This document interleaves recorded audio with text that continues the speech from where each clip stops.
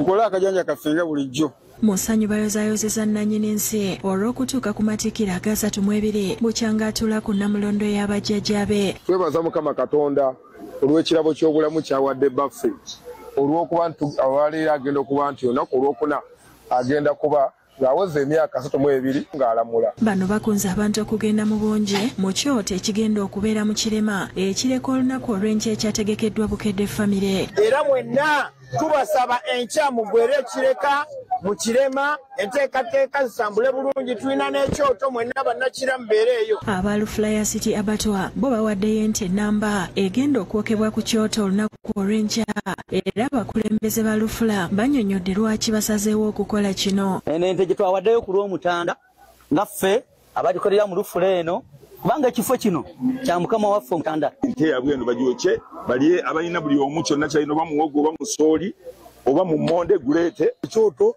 kuba kwokya muwogo kwokya nnyama kwokya bintu byonna. Banne tuli basanyufu nnyo olwa matikkira g'Omutanda aganaabawo ku lwokuna. Bo aba taxi ezisaabaza abantu ku luguudo lw'Entebbe aba Fly Express Travelers Association nabo bawaddeyo kilo z'ennyama 8 okusobozesa ekyoto okugenda bulungi. Mujje mutukikwasaganye bulungi tubeereyo owa baffe. Ssentebe waabwe Peter Kagwa agambye nti guno mukisa gwe bafunye okwetaba ku kyoto era akunze abantu okujjumbira. Nga tugenda kweyunga Bukedde tubenga tutambuza omulimu gwaffe guno era nkunga abantu bonna nti mweyunire okubeeramu bannabusiro ekyoto kya baffe Ssaabasajja Kabaka emyaka 32. Bintu bingi nnyo Buganda byeyiseemu ebitabadde bigambu era nga njagala okwebaza Katonda nti Buganda era tulina byetufuna. Mwe tutegekera kyoto kubanga byebimu ku biraga emikolo gy'amatikkira nga bwe birina okubeera. Mu kino maneja wa Bukedde TV1 Richard Kaira Salongo akakasiza nti ekyoto kyakutandika ku ssaawa 2 okutuuka ku ssaawa 4 ez'ekiro olunaku olw'enkya. Agamba nti puroguramu zaffe zonna okuviira ddala ku makya okutuuka ekiro zigenda kuweerezebwa nga tusinzira Kireka era okusinga za kutambulira mu bufu bw'amatikkira. Ekireka awo tutegese puroguramu zonna kuviira ddala mu kyenkya n'okutuukira ddala ekiro lwe tugenda okuba n'ekyoto. Ekyoto ekyo kigenda kutandika ku ssaawa 2 ez'ekiro okutuukira ddala ku ssaawa 4 ez'ekiro nga tukubaganya ebirowoozo ku nsonga ezeekuusa ku buwangwa n'omulembe. Yeebaziza abavugiridde enteekateeka okuli aba Lufula n'aba Fly Express Travelers Association abawaddeyo ennyama. Nabo abatwegasseeko mu nteekateeka eno okuwaayo ebyo ebyetaagisa mu kyoto okutambula obulungi. Ne bannaffe abatuwadde ebintu eby'enjawulo ng'amazzi, ebyokunywa byonna ebyetaagibwa okulaba ng'ekyoto kitambula bulungi. Twagala okubeebaza ennyo. Yeebaziza abalabi ba Bukedde TV olw'okutambulira wamu naffe ku matikkira gano okuviira ddala ku ntandikwa y'omwezi guno. Abatwaniriza bwe tubadde tugenda mu nteekateeka ey'okukuza amatikkira g'Omutanda ag'emyaka 32. Omwezi guno gwonna gubadde gwa kujaguza matikkira ago era tujja kumaliriza n'enteekateeka eya 31 nga tubaweereza butereevu emikolo emikulu egigenda okubeera ku kasozi ekibuli. Emikolo gy'amatikkira gyakubeerawo ku lwokuna lwa wiiki eno ku kasozi Kibuli era Salongo Kayiira agamba nti emikolo gigenda kuweerezebwa butereevu ku Bukedde TV1 n'emikutu gya Vision Group gyonna nga batasobole kubeerayo mutwekuumireko. Kale embeera bwetyo bwesibye wano mu Kireka era n'akawungeezi tubadde nabo n'obawulira nga beesunga bwesunzi olunaku lwa nkya lwa kasiki n'ekyoto bakirindiridde. Kale ate bwe tweyongerayo n'amalala yaliko omulamuzi wa kkooti ensukulumu Profesa George Kanyehamba aziikiddwa. Okusaba kulembeddwamu omulabirizi omubeezi wa Kampala Jackson Frederick Balwa asabye abalamuzi bulijjo okusookanga okwekenneenya emisango nga tebannasalawo. Abakungubazi bagenze babonje mu kuziika Profesa George Kanyehamba mu maka ge ebuziga.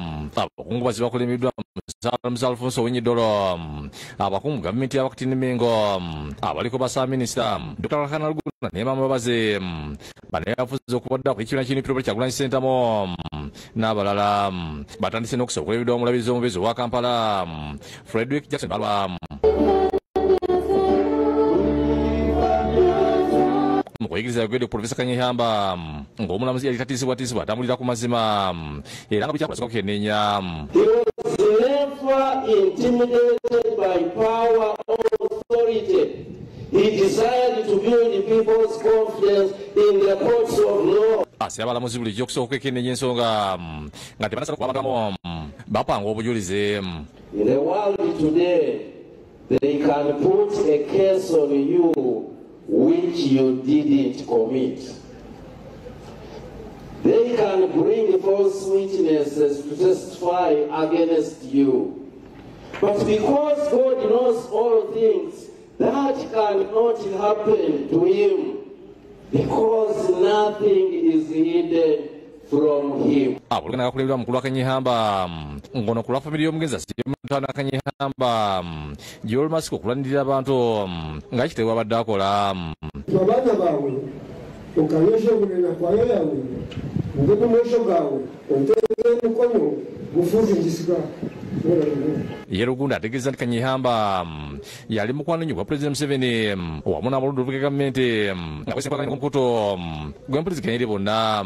So I want to salute Kanyihamba for being an exceptional Ugandan in many ways, to be comfortably intimate with the president and government members while you are at the same time very comfortable with many opposition leaders. Amwogeddeko yali omugezi ennyo era ng'ebirowoozi bina amagezi yabisa mu bitabo by'awandiise.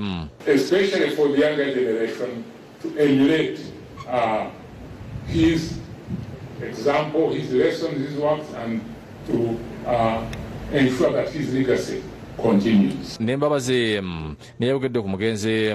Believe that the law to be worthy of the name must be rooted in justice. Ate bamulekwa nga kulemedda mu Joel Masiko Kanyihamba ne Sala Kakwenza boogedde ku kitabo ngeri yali agala ennyo okuba omutuufu nga wadde yali mu nsobi. At home, in a private family life, Dad likes being right. Yes, Abalamuzi agambye nti Kanyihamba akyusizza engeri bannamateeka gye bakolamu emirimu gy'abengo nayambye bangi nnyo. Rules writings served as a source of inspiration and guidance for innumerable scholars and legal professionals in Uganda and the world over. Obubaka bwa President Museveni bwetikiddwa Minisita w'ebyamawulire n'okulungamya eggwanga Dr. Chris Baryomonse. But also celebrating his great legacy, which must be carried forward by his children, grandchildren, and his former students and admirers. Kanyihamba atwalidde amaka ge ebuziga waziikiddwa abukulembeddwa mu bande ya poliisi. Bamukubidde emizinga 7 luva n'aziikibwa. Judith Nalugwa yakusakidde Green ku Lwakere TV. Omwoyo gw'omugenzi omukama agumuze mirembe tukyali wano Kireka mbeera mpeweevumu lwakuba erimu akawewa akatonotono olengera ziyingira zirize eziva ekinnawataka okuyingira kuleero wano okudda Namugongo baayi Mukono zino ziva Nakawa zidda Bayogerere Mukono endala ezijja zizidde Kampala eno. So tuli wano ku paaka ya Lole we tusinzidde okuweereza. Nkugamba nti ekitundu ekiddako tujja ne emboozi ey'enjawulo ku Kyoto togisubwa katuwummulemu tukyakomawo n'amalala.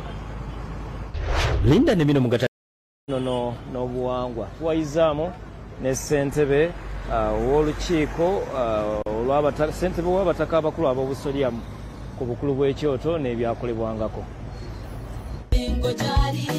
Ayogeza buyinza tumuwe ekitiibwa omwana wa Muteesa alina obuyinza yekagwe tuwuliriza talina musinga kabaka. Bw'oyogera ku Kyoto mbanja ekibagira mu bwongo kyekino ekifumba emmere wabula ku mulundi guno tutunuulidde Ekyoto mu Bwakabaka enteekateeka ey'ebbanguliro eyitibwamu okusomesa ennono n'ensonga ezitali zimu. Nazzikuno bajjajjaffe baakozesanga Ekyoto okulungamya ku nsonga ezitali zimu ezigenda maaso mu Bwakabaka. Ssentebe w'olukiiko lw'abataka abakulu ab'obusolya Augustine Kizito Mutumba nga ye Namwama agamba nti Ekyoto kino kyakozesebwanga ng'ebbanguliro nga bajjajjaffe ab'oluggya baakuŋŋaanyanga abaana n'abazzukulu ne bamulungula ku nsonga ez'enjawulo. Jjajja yakuŋŋaanyanga abaana be n'abazzukulu era bwe bakuŋŋaanyanga ne bakuma Ekyoto jjajja n'amulungula ensonga ezaaliwo emabega n'eziriwo mu biseera ebyo eziba zisoomooza abantu. Ategeezezza ng'enkola eno bwe yali omukuto ogwayisibwangamu amawulire ag'enkulaakulana n'okukubiriza abantu okulima n'okulwanyisa endwadde ezitali zimu. Kabaka bw'abeerako ebiragiro byawa biyita mu bakulu b'ebika ne bikka wansi mu masiga ne bigenda mu mituba, mu nnyiriri, mu luggya. Byatuukanga mu luggya, jjajja yayinanga okubanga obubaka obwo abuwa abazzukulu abo ne bategeera biki ebigenda mu maaso ne basobola okubanga bakola ekyo kabaka kyabalagidde oba abakulu b'ebika kyebaba balagidde nga waddewo abazzukulu abadde bagayaala okulima emmere ng'enjala ejja kubaleetera obuzibu nga jjajja akola ku nsonga ezo. Okunyikiza empisa mu baana nakyo kyassibwanga ku mwanjo era bajjajja ab'oluggya baabalungamyanga ku nnono n'obuwangwa. Kyabeeranga essomero erisooka eddene waliwo erisookera ddala eribeera mu maka eribeera mu nju naye lino eryabeerangako eriddako nga temwali tuweetaga kusasula school fees. Namwama agamba nti ekyoto kyalinga kyankizo nnyo mu kugonjoola obutakkaanya era abaabanga basoowaganye baavangawo nga batabaganye. Ku kyoto ekyo ng'ensonga zisobola okumulungulwa abadde basoowogana bagenda okuvaawo nga bagwanganye mu kifuba nga balidde n'okumuwumbo gw'emmere gumu nga baddayo nga basanyufu. Ng'ogyeko okukola ng'ebbanguliro, Namwama agamba nti ekyoto yalinga ntabiro ya ssanyu. Emirembe gye gize nga gikyuka, enkola eno tekyajjumbirwa nnyo nga bwe gwali. Namwama kyagamba nti kireetedde abaana okukuzibwa omuwawa wamu n'ebikolwa ebitali bya nsi ebyeyongedde. N'otuuka naye ku nsonga ng'ey'okwabya olumbe oli naakugamba nti affe tetwabya nnyimbe kubanga pasita takikkiriza. Ti pasita yaani ajja mu myaka 9 naye kakati ennaku zino ebyoto byaffe biri mu masomero abaana olukubiramu bwe bati bagenda mu masomero. Kyokka agamba nti bakola butaweera okulaba ng'ekyoto kiddawo mu bitundu bya Buganda ebitali bimu nga bwalambulola. Batujjukira amatikira agasamweri wabaddewo ebyoto ebyakumiddwa ku magongolola gonna mu Buganda nga ensonga enkulu kwe kulwanyisa Mukenenya ate n'okujjukira amatikira ga Ssaabasajja Kabaka. Ojja kusingana n'ekyoto nga kikoleddwa e Bungereza kubanga waliyo Abaganda bakuŋŋaaniddeyo. Mu bufo bw'okwetegekera amatikkira ga Beene ag'emyaka 32, kampuni ya Vision Group etegese ekyoto olunaku olw'enkya okubangula abantu ba Beene ku nsonga ezitali zimu. Enteekateeka eno egenda kubeerawo okuyita mu kiro era Omutaka Namwama asiimye Vision Group olw'enteekateeka eno gy'agambye nti ejjidde mu kiseera ekituufu n'asaba abantu ba Beene okujjumbira. Kyoto ekyo kigenda kubeera kireka era kyoto ekyo kigenda kutambula mu mulamwa gw'okujjukira amatikkira gaffe aga Ssaabasajja Kabaka ag'emyaka 32 era mbasaba mugende tubeere mu kyoto ekyo. Ono era asabye abantu obutabuusa maaso bika byabwe kubanga birina emirimu egy'enjawulo era alambuludde obuvunaanyizibwa bw'ebika eby'enjawulo mu matikkira ga Kabaka. Oluguudo luli n'ebalami Mayanja yalwanira olutalo lw'ebirumbirumbi ng'alwana n'ow'ekika oky'Emmamba Semanobe ow'enkima ennyininyini yasereka yasumika omutaka ng'atikkira amatikkira gano ge tujjukira era n'owolugave naye n'asumika ate ow'embogo akongojja omulangira ne tulaba ow'Emmamba Kakoboza nga naye aleeta enguugwa agimuteekako. Oluvannyuma lw'okufuna Kabaka, Namwama agamba nti ebika tebikomaawo wabula bibakana n'eddimu eby'okuyambako Beene n'okumubugiriza. Ebika byongera okubugiriza Kabaka nga bikwase ku mulimu gw'okulaba kitunogaanya ennono. Ennono eri gye twayogerako eva ennono evaamu obuwangwa ne tujjamu obulombolombo ate ne tujjamu empisa. Awabudde abakulu b'obusolya okubeera abasaale mu kuzaawo ennono n'obuwangwa nga babakulembeza tekinologiya. Tulina okuleeta obuwangwa waffe okuba nti tubuwambaza ekkanzu gye tulina ey'omulembe omutebi. Bwe njogera ku kkanzu mba ntegeeza ebyo byonna bye twogeddeko: intaneti, artificial intelligence. Tujja kubanga twetaaga okubanga ebintu tubiteeka mu buwandiike abazzukulu bonna gye bali nga bwe twakola enambika y'ennyimbe nga bwe twakola tulina okulabika nga twongera okukola ebintu ebyo byonna kubanga abantu bazzukulu baffe tetukyali nabo kumpi. Mu myaka 3 egy'amatikkira namwe amalambuludde ku bituukiddwako okulaba nti tuzzaamu amaanyi mu bika emumu ebyo ebyakolebwa emipiira gy'ebika byaddawo okukola emikolo gyaffe egy'obuwangwa gyeyongera amaanyi twafuna enkola ku kwanjula n'okwanjulwa tufunye enkola ku bintu bingi ku mizannyo gy'ebika tufunye enkola ku nkiiko zaffe engeri gye tukolamu nebiki ebivaamu ne biruŋŋamizibwa. Ayozayozeza amasomo gye olw'okuweza emyaka 32 ng'ali ku nnamulondo y'abajjajjabe.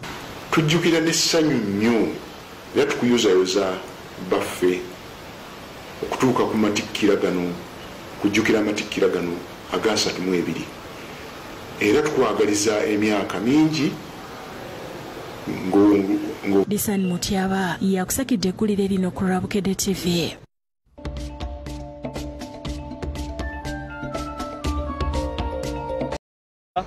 Era n'okujjukiza nti wetutegekedde ekyoto wali mu Kirema. Bwe tweyongerayo n'akataliko nfuufu amalala Namugongo awuumye ng'abakyala abakatuliki mu nsi yonna bakuza olunaku lwabwe. Ssaabasumba w'essezo ekkulu erya Kampala Paul Semogerere wasinzidde n'atabukira abasajja beefunyiridde okufunyisa abawala abatembuto ate ne babateeka ku nninga okuziggyamu ekiviiriddemu bangi okufa. Abakyala abakatoliki mu nsi yonna abeegattira mu kibiina ki World Union Catholic Women's Organization bakunganidde Namugongo okuza olunaku lwabwe. Gulamu ogamba nti abakyala bannakazadde b'ensi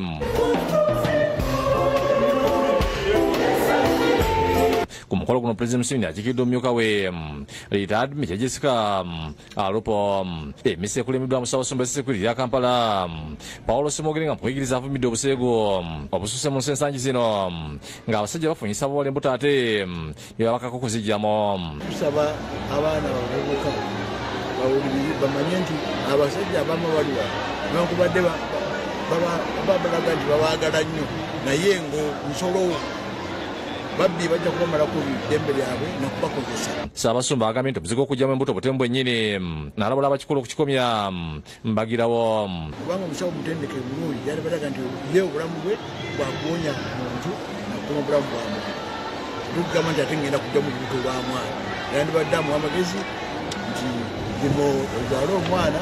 Mu ngeri mwavumidde obutabanguko obususse mu maka ensangi zino nga abasajja batta bakyala baabwe olw'okwekwasa obusungasunga na Ssaabakyala okusitukiramu okulalira eddembe lyabwe. yakomyewo ate nga atamiddu n'alowooza nti omusikazi we alina omusana gwalina naye natanabona bukakafu n'amuba akakumbi n'amutta. Mu Misiri abakyala batonye ebirabo okwebaza Katonda olw'obuwanguzi batuusikira pulezidenti w'abakyala abakatoliki mu Uganda Mary Assumpta Gidudu ayogedde ku buwanguzi batuuseeko. Thank you so much for honoring this day, for making it so warm that we can welcome our dear sisters who have come from all over the continent. Ono pulezidenti w'abakyala abakatoliki mu nsi yonna Monica Santa Marina avumidde ebikolo ebyeko ebikolebwa ku bakyala kyokka n'abagumya nti babeere bavuma okulwanira eddembe lyabwe. Ecology and family life, a continent indeed with contradictions, but most important, full of possibilities. Obubaka wa Pulezidenti Museveni bwatise omumyuka wa Lupo ayozayozza abakyala abakatoliki okutuuka ku lunaku lwabwe kyokka na Ssaabakyala yonna gye bali okufungisa okulwanyisa obwavu mu maka gaabwe. I would like to thank the women for embracing the NRM's message on wealth creation at the household level. Poverty in Uganda arises from the fact that 33% of the households are still engaged in subsistence farming.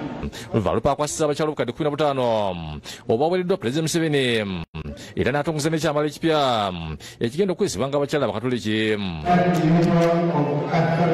Mu ngeri emu enteekateeka z'olukuŋŋaana gagadde ku ngunjula n'enkuza abantu olwabeera ku kisaawe Kololo ziwedde.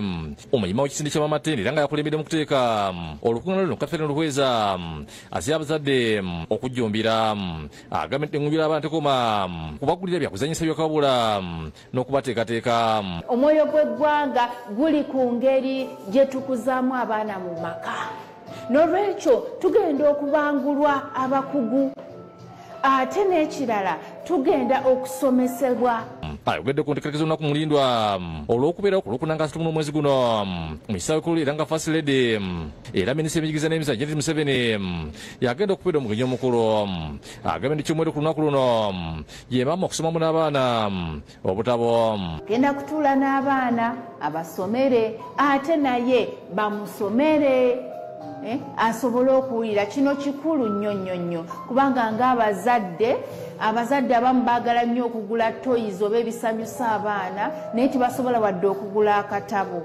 Akubiriza abazadde amasomero n'abantu bonna abatanneewandiisa babatuukirire. Mikutu gyaffe egya social media mujja kusangako links, mulekeeko message, mukilikinge linki nti twagala kujja ku Mama Tendo Symposium. James Magala ne Caroline Abasi bakusakidde eggulu eno lwa Bukedde TV.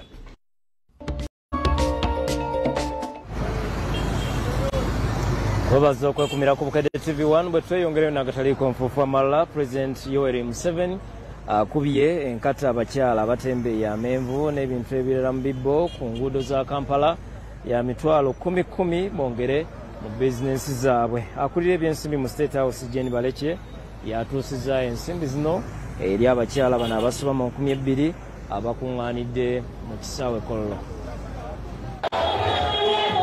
Abakyala 2,115 abatembeeyi amenvu n'ebyokulya ebirala mu bibbo ku nguudo za Kampala bakedde ku kisaawe Kololo okufuna ettu. President Museveni yabaweereza okwongera mu bizinensi zaabwe. Basoose kubasomesa ku nkwata ya nsimbi n'obukulu obw'okutereka. Oba oyingiza omutwalo gumu nga ye profit gw'ofuna jako 2,000 ozitereke. Enteekateeka eno ewumiddwamu omutwe Moses Byarhanga omuyambi wa pulezidenti ku nsonga z'ebyobufuzi era nga annyonnyodde nti bano President Museveni aludde ng'alaba ennaku gye bayitamu nga banoonya ensimbi okuyimirizaawo amaka gaabwe naye kwe kusalawo abakwatireko. Pulezidenti yatugamba abantu bange abo abatunda amenvu bali mu mbeera ki baagala tubayambye tutya. Byarhanga wabula agamba nti gavumenti eriko enteekateeka engazi ey'okuzimba akatale ka Usaafi abantu bano basobole okufuna we bakolera enkalakkalira. Bagezaako okubanoonyeza ebifo bye musobola okukolera era ate gavumenti yafunyeyo ne ssente okuzimba akatale ka Usaafi. Akulira ebyensimbi maka g'obwa President Jane Balekye yeetisse ettu lino lya mitwalo 10,000 gy'awadde buli mukyala kuba baddeyo bongere mu bizinensi zaabwe. Yabasibiridde entanda ya mitwalo 10,000.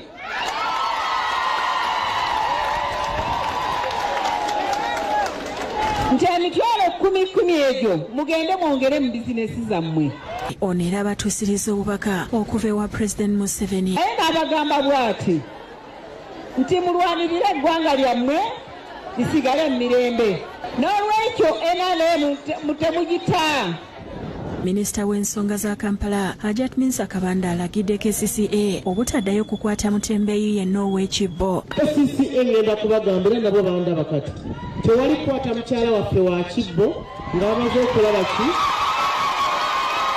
ekyokubiri njagala obuyonjo obusinga ddala obulungi mutambule nga muli bayonjo. Abakulembeze mu Kampala ab'enjawulo basimye President Museveni olw'okujjukira nga bamufuna mpola n'abakyala ne basima President olw'okubalowoozaako. Naye bano bakugamba bw'omuwa emitwalo 5 yasobola okufuna amagoba ga mitwalo 2 buli kibbo ekyo ekirina kapito y'emitwalo 5. Twebaza President bw'ati kati asobodde obba kiteeka mu nkola naba nga awadde kapito y'emitwalo 10,000. Anyo gye tulina ly'amaanyi kati ate tukkiriza nti bulijjo Museveni abadde atumanyi. N'essanyu ly'amaanyi ku lwa muzeeyi waffe okulowooza ku batembeeyi bamufuna mpola ab'oku kkubo. Tubadde tuli awo nga tugamba feba tebatulaba tebatuloozaako naye muzeeyi era tulabye atujjukidde.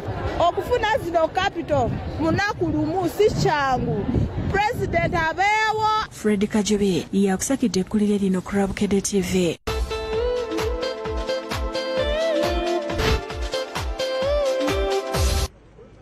Wa mugemizannyo nga tukyasinziira wano ekireka ibula ennaku 3 empaka za CHAN zitandike ku lw'omukaaga luno. Leero ttiimu y'eggwanga lya Algeria etuuse mu ggwanga ate yo Uganda Cranes etendekeddwa e Namboole katulabe ebisingawo. Nga Uganda yetegekera okutuka